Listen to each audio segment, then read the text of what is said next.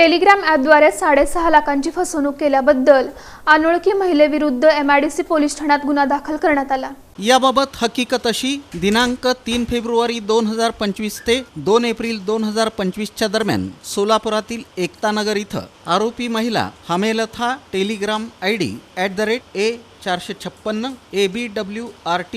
ZHAMELATHA 3012 PAMP gold biddings या Telegram आयडीवर Telegram ॲपद्वारे प्रवीण चंद्रकांत विभूते वय 36 राहणार एकतानगर सोलापूर यांच्याशी संपर्क साधून